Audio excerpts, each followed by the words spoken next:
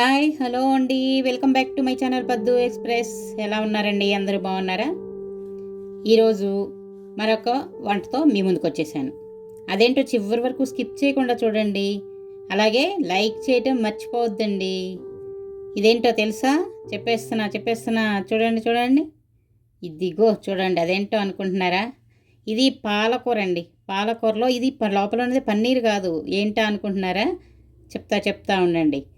ముందుగా దీనికి కావాల్సిన పదార్థాలు తెలుసుకుందాం. ఉల్లిపాయలు, పచ్చిమిరపకాయలు, టమాటాలు సన్నగా తరిగి పెట్టుకోవాలి. ఇవే చూడండి, ఇవే బేబీ పొటాటోస్ అండి. చిన్న చిన్న పొటాటోస్ వస్తాయి కదా, అవి తీసుకొని పీల్ చేసుకొని కొంచెం ఘాట్లు పెట్టుకోవాలి.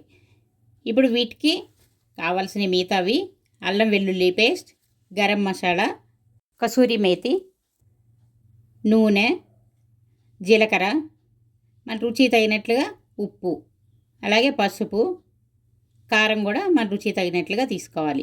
ఇప్పుడు కరివేపాకు, కొత్తిమీర.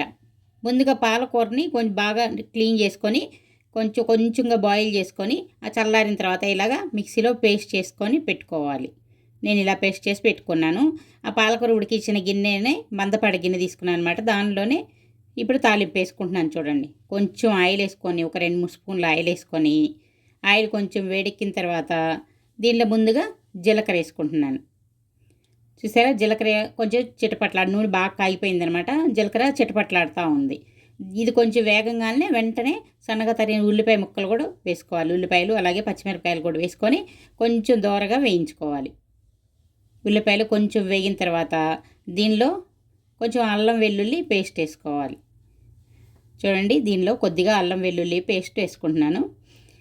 వేసుకొని ఇది కూడా పచ్చివాసన పోయే వరకు కొంచెం వేయించుకుంటున్నాను. చూడండి, ఉల్లిపాయలు కూడా కొంచెం కలర్ మారిపోయినాయి. ఇప్పుడు దీనిలోకి సన్నగా తరిగిన టమాటా ముక్కలు కూడా వేసుకొని బాగా కలబెట్టుకోవాలి. కొద్దిగా మెత్తబడితే సరిపోతుంది టమాటా. మెత్తబడిన తర్వాత దీనిలోకి కొంచెం ఉప్పు, అలాగే పసుపు వేసుకొని బాగా కలుపుకొని, చూడండి, ఇప్పుడు బాగా దీన్ని వీటికి పట్టేలాగా కలుపుకొని మూత పెట్టుకొని కొద్దిసేపు మగ్గనివ్వాలి. అప్పుడు టమాటా అంతా కూడా మగ్గిద్ది చక్కగా. తర్వాత మూత తీసి దీనిలోకి ఇక ముందుగా ఉడికించి కొంచెం ఘాట్లు పెట్టుకున్నాను అనమాట. బేబీ పొటాటోస్ని వేసుకొని బాగా కలుపుకుంటే ఇందులో ఉన్న ఫ్లేవర్స్ దీనికి కూడా బాగా పడతాయి. చూడండి, బాగా కలిసేలాగా కలుపుకోవాలి. ఇలా కలుపుకున్న తర్వాత దీనిలో ఇప్పుడు మళ్ళీ ముక్కలకి ఇంకొంచెం ఉప్పు, ఫస్ట్ ఊరికే కొంచెం మాత్రం ఉడకడానికి వేసుకున్నాము. ఇప్పుడు ముక్కలకు సరిపడా ఉప్పు, అలాగే కొంచెం కారం. ముక్కలకి బాగా పట్టాలి కదా. ఈ ముక్కలు పట్టకుండానే మనం పాలకూర వేసేస్తే ముక్కలు చప్పగా ఉంటాయి అన్నమాట. అందుకని ముక్కలకు బాగా పట్టాలంటే ఇలా ముందుగా కొంచెం ఉప్పు కారం కూడా ఎక్స్ట్రా వేసుకోవాలి. ఇలాగా చూసుకొని ఇదంతా చూడండి, మొత్తం బాగా కలుపుకొని కొంచెం సేపు మూత పెట్టి మగ్గనిస్తే దీనికి బాగా పడుతుంది, ఉప్పు కారం బాగా పడుతుంది అనమాట. చూసారా, దీనిలోనే ఇప్పుడు కొంచెం కరివేపాకు వేసుకొని బాగా కలుపుకుంటున్నాను. చూడండి, చక్కగా బాగా ఉడికిపోతుంది, పొగలు వస్తున్నాయి చూడండి.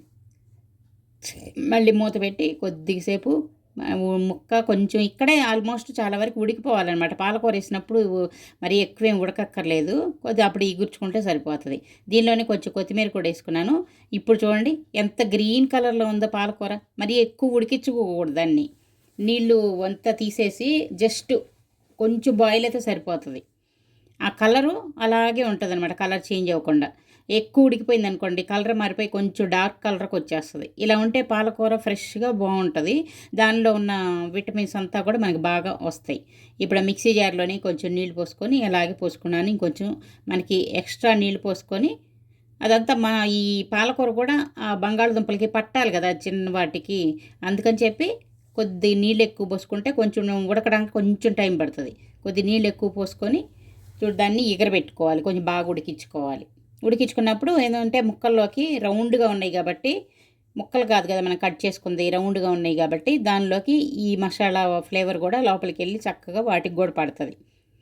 ఇలా నీళ్ళు పోసి కొద్దిసేపు మూత పెట్టి ఉడికించుకోవాలి దీన్ని. చూడండి, ఇలా కొంచెం ఉడికించుకున్న తర్వాత చూడండి చక్కగా ఉడికిపోతూ ఉంది. ఆల్మోస్ట్ అయిపోయింది. కొంచెం దగ్గర పడితే సరిపోతుంది అనమాట.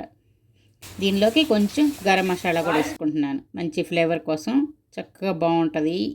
టేస్ట్ మాత్రం చాలా చాలా బాగుంటుందండి. మీ పాలక్ పన్నీర్ దానికంటే కూడా ఇంకా టేస్ట్గా చాలా బాగుంటుంది. ఇది రైస్లోకి, చపాతీలు, పూరీలు దేనిలోకైనా బాగుంటుంది.